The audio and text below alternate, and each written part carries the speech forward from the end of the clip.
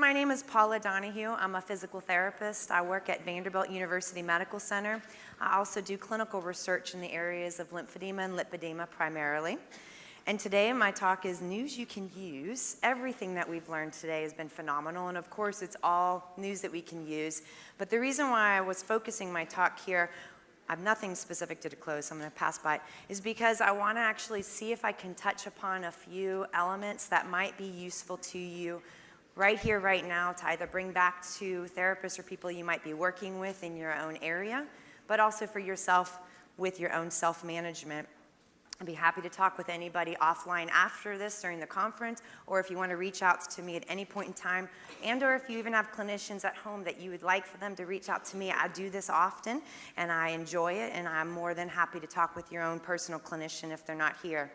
So some areas that I'd like to cover would be some physical therapy interventions, which may be of help in addressing any type of physical impairments that you may be having with lipedema, recognizing any issues of swelling that you may be having, and to overcome maybe some compression wear problems.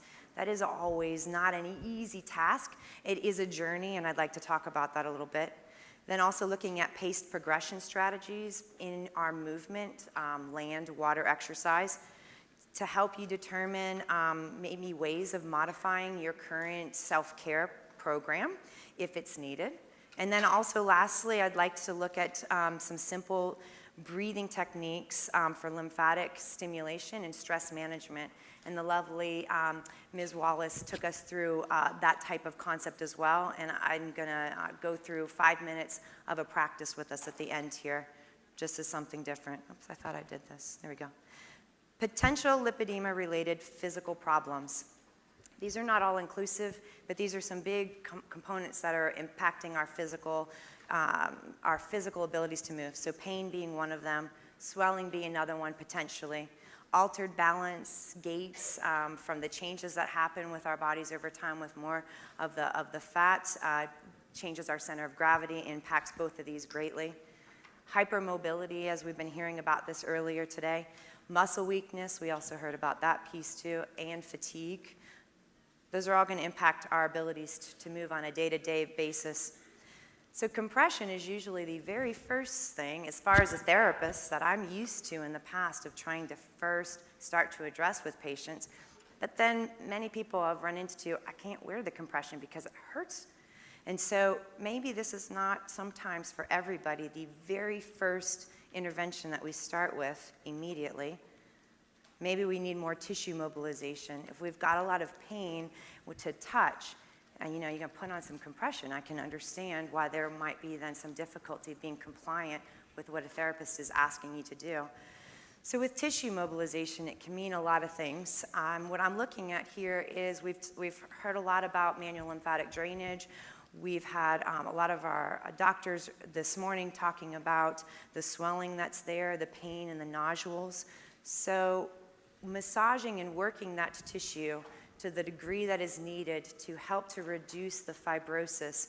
And Dr. Earps was talking about the inflammation that continues to lead to that layer of fibrosis that then also brings on the scarring of the tissue, and it becomes this unfortunate negative cycle. So where do we get at it?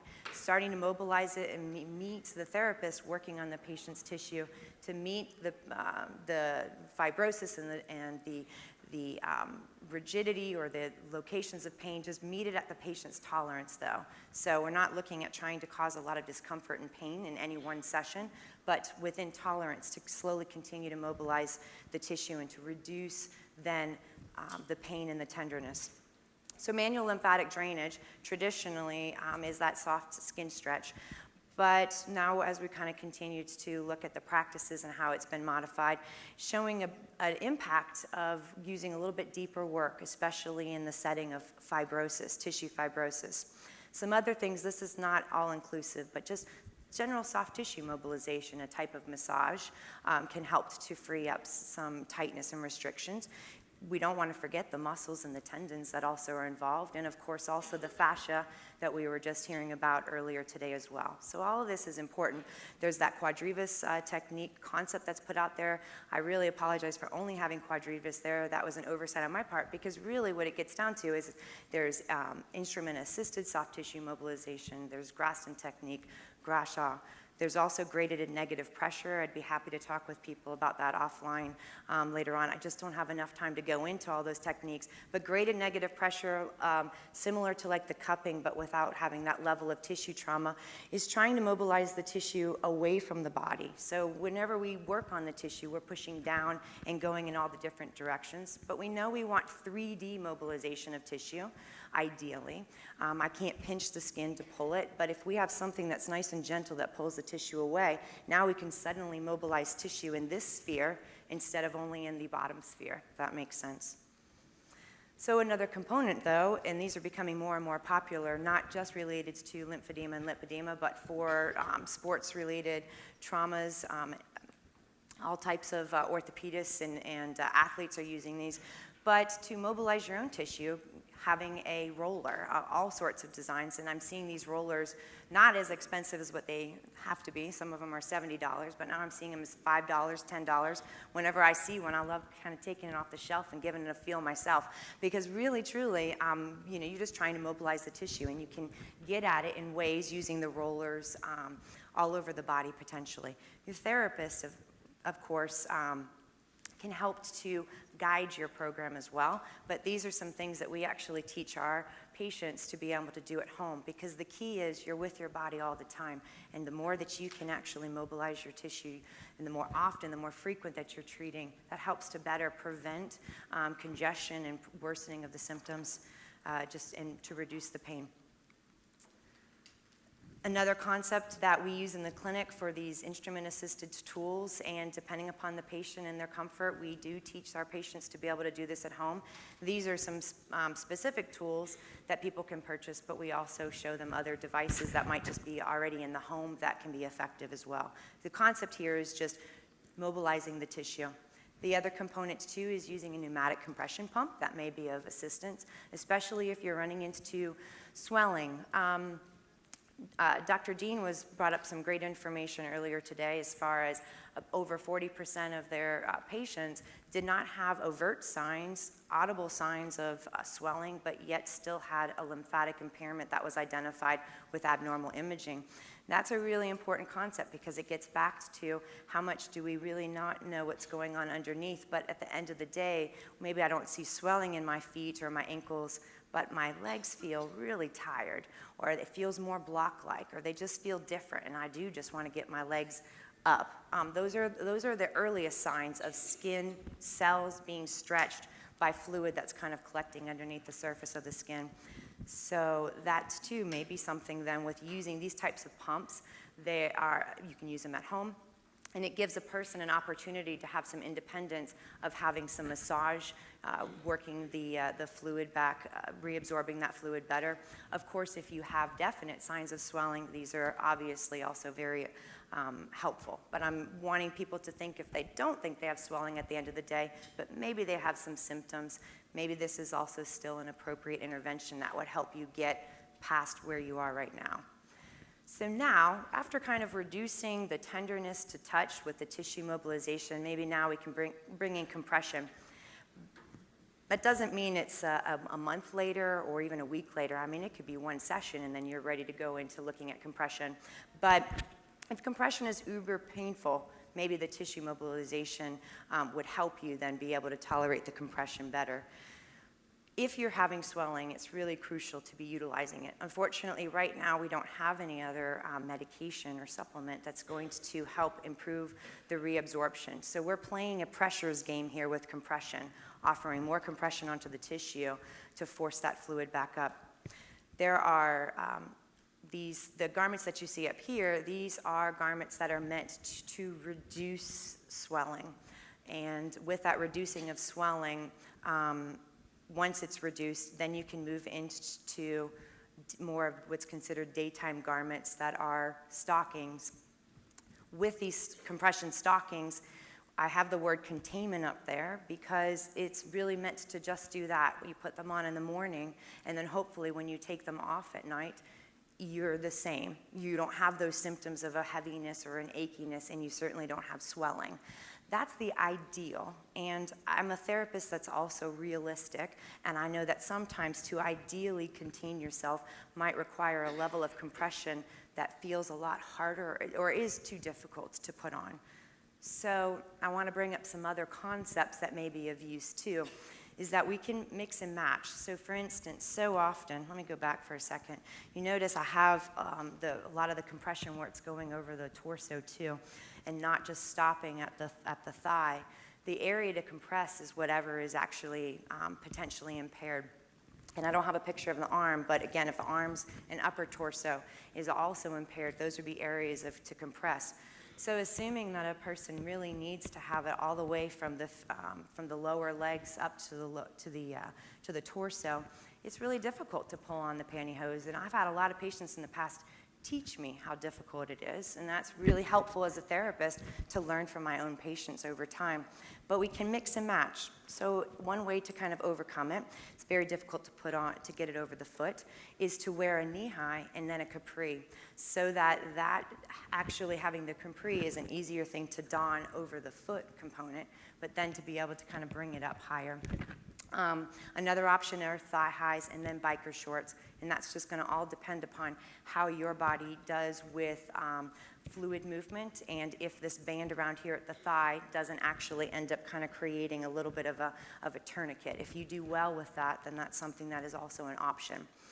The other component I'd like to throw out there is that compression we can layer. So if it's really difficult to put on a 20 to 30 or 30 to 40, let's say, and you got your therapist saying that's what you need because you're not containing with something lighter, then you can do something that's additive. You could take a low grade or a non-medical grade compression and put it with a 20 to 30 or 2 of the same. They add up.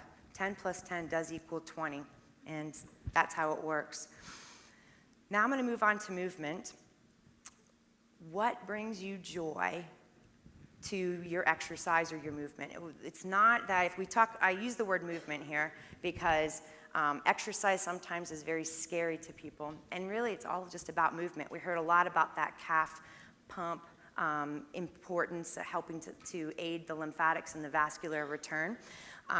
So the key is when you're looking at your land-based exercises, it's not whatever you think is in your head of exercise. That's like going to the gym, going for an hour, 3-5 times a week. That's just something there. It's just movement. What do you enjoy doing? How do you enjoy doing it? It doesn't have to be a formal type of exercise. It doesn't need to be exhausting, and it really shouldn't be. And the components of land-based exercise, strengthening flexibility, balance, and coordination. It goes back to those things we first talked about of the different impairments and the problems that exist. There's muscle weakness, so we need to keep with some strength training. There's hypomobility issues for a lot of people, but oftentimes with hypermobility, you can learn that you have less flexibility in certain areas, and the areas that are less flexible are the ones that need some addressing for better flexibility. And then balance and conditioning. Water is very helpful exercise. Everything that we do on land, we can actually technically find a creative way to do in water. Even cycling in water is a thing. So it takes pressure off of the joints. A lot of people actually get reinvigorated by being in the water. It's a wonderful, if you have access to it, a wonderful form of exercise. And again, anything that you do on land, you can technically do or probably find a way to do in water. Posture is super important. We heard about the hypermobility. Also with the changes in our posture by the changes of our center of gravity, we want to protect the joints. So with the therapist's help, they can help guide you in some postural correction. I didn't put it on here, but one of the other components is what's happening with the foot. And that flat-footedness, or if that's starting to kind of happen, wearing an insert that's appropriate can really help the whole chain of effect. Help improve the foot, the ankle, the knee, the hips, the spine, and on up. With movement, you want to set, it's beneficial to set goals. And a lot of times people come and say, well, what goal should I make? And it's really a personal goal. It's what do you want to be doing, and what do you think you can be doing? But I'd like to, if you haven't already heard about this, I'd like to introduce this concept of pace progression, where you don't overdo something, because you don't want to be tired and fatigued. If anything like me, I actually don't then want to turn around and do that exercise again. It might take me 3 to 5 days to get back to deciding that maybe I want to do that. So you want to pace it. And how do you set goals that might be effective? Well, there's actually a technique that's out there, and it's identifying what your goal is, and then you want to be at least 80% confident that you can achieve that goal. So let me give an example. If I think, okay, I got to set a goal for next week, and it's specific. I know it's going to be from Sunday to then Saturday. So I know what I'm doing for next week, and my goal is going to be, I want to walk for 10 minutes 4 times per week. And then I have to ask myself, how confident am I that I'm going to achieve that? You can think about your life, the tasks you have to do, work, home. And I say, I'm actually only going to I'm 60% confident that I'll actually be able to do that. Then that's not a good goal for me. I need to rewrite that goal. I want to achieve 80% confidence or greater. So then I rewrite the goal any which way you want. I will walk for 8 minutes 4 times a week. All right, I'm 90% confident. Or maybe you change the goal, like I will walk 10 minutes, but twice a week, knowing what I've got on my schedule and the realistic nature. And if I make that my goal and I think, oh, I'm 100% confident I can do it, and then that's okay.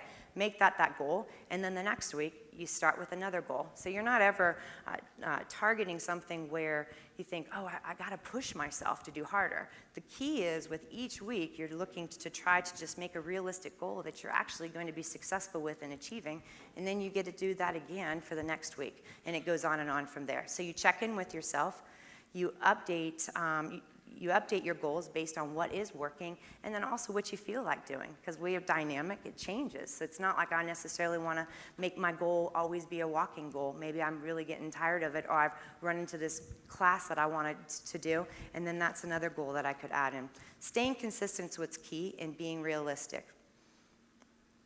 So keep checking in with yourself. I think it's been very helpful if being honest, like what's motivational to me, not what I think other people or what should be the goal, but what's motivational to me. And the key again is just to regular movement, stay consistent, and have it be fun. And then that's where it tends to translate to a for life change. So then lastly, I want to talk about stress, lipedema and stress management. And why exactly? Because we know that there are some issues with stress, right? And we heard earlier that stress can impair or further impair the lymphatic system. I've actually had a number of patients say, I think they've come worse with more swelling, and they're like, I've done everything the same, but my life is actually kind of stressful for X, Y, or Z. A lot more studies need to be done on this, but at the same time, and stress is very difficult to get your head wrapped around, but stress can potentially impair the lymphatic system and worsen symptoms. So I'd like to go through this deep breathing practice, concepts of why deep breathing is helpful. Like Ms. Wallace said earlier today, is it can help with the lymphatic flow. It can also reduce stress, improve the lymphatic flow, lower blood pressure, slow breathing rate, improve digestion, maintain normal blood sugar levels, increase blood flow to major muscles, reduce muscle tension and chronic pain, improve the concentration and mood for some, improve quality of sleep, especially if done at certain times of the day, lowering fatigue issues, and reducing anger and frustration. I do this actually in the car sometimes if I'm a little bit frustrated with what's going on. Boosting confidence to help manage problems. Okay, if you'd like, I'd like to invite you to do this with me, but it's just a simple 5-minute breathing practice that we do at our clinic, and we've been doing a lot of breath work at Vanderbilt for some time here. So while sitting, the first concept is just to kind of get into a relaxed position, and having feet on the ground, arms and hands wherever it is that you'd kind of like, check in with the shoulders, but just being in a relaxed position. This next one, the reason why we move into some stretches is because oftentimes if we've been sitting, we get tight. And so before we even kind of do some of the breath work, it's good to mobilize and to get the tissues moving a little bit more. So if you'd like to do this, you could back your chair up just a little bit. And the first one is actually where you're going to be stretching, looking over if you can, and you can modify this as you need to. I'm going to sit here if everyone can kind of see me. But you just put one leg over top of the other leg, again, if you can, and then you actually turn to the opposite direction. Don't push into anything, but you're just kind of moving where you can, where you're going to try to look over the opposite shoulder. And then the other piece is you want your head to go with it as well. And just move into it slowly. Ideally, you hold these stretches for 60 seconds in each direction. While you're holding it, breathe at a relaxed pace, in through the nose and out through the nose if you can. If you start to notice things loosening up, you can continue to push in, move into this rotated direction more. But then, if it's bothering you, you just come out of it a little bit. Now let's go ahead and bring their leg down and come back to looking straight ahead. And if you can, go ahead and reverse the direction. So opposite leg goes over top, then you rotate in the opposite direction. Again, the key is you're not trying to force anything. You're moving where your body's allowing you to be, looking over your shoulder if you can as well to stretch the head, breathing in and out through the nose if you can at your pace. And ideally, again, you'd be holding this for 30 seconds. In the interest of time, I'm going to have you come on back straight ahead. And then we'll just, if anybody would like to try this where you're getting the trunk stretch, let's all do it in the same direction. So you raise up your left hand and you go to the right. And again, you just go where your body's letting you go. You don't have to force anything, but as you're here in this stretch, you breathe in through your nose, out through your mouth, nice and slow, feeling how that stretch feels, moving further into the stretch if your body wants to. If it needs to come out of that stretch, you go where your body needs at that moment. And now come on back nice and slow. And now right hand up, and we'll go ahead and go in the other direction. And then just hold. Hold that position. Again, just focusing on your breath. In through the nose, out through the nose. Nice and slow at your pace.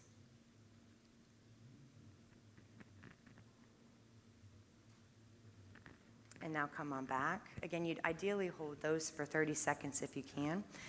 Now, just in your comfortable position, I'd like for you to just focus on your breath. If you're comfortable, you can close your eyes. If you're able to, as you're breathing, you're practicing breathing in through your nose, out through your mouth.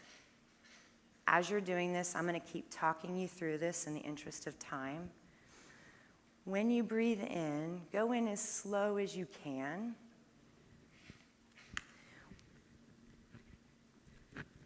And then when you've gone to the top of the breath, if you're able to, hold that breath.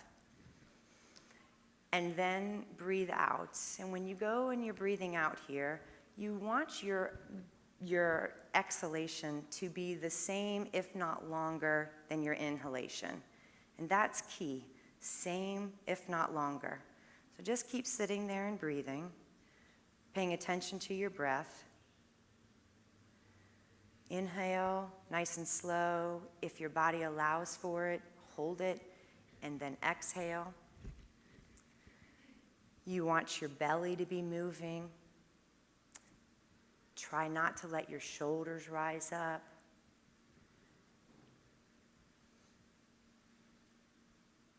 And when you exhale, you go as long and as slow as you can, allowing for that navel to get closer and closer to the spine for a good exhalation of all the air that's in the lungs. And the need for breathing longer on the way out, or at least at the same, is to ensure you're not going to slowly hyperventilate as you do your breath.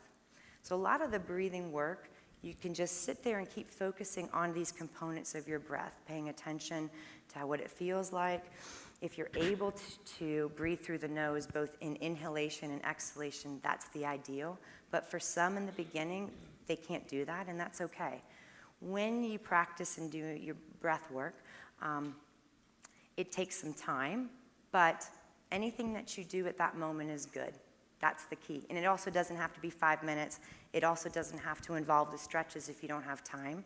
Again, like I shared with you, I do it in the car when I'm stressed.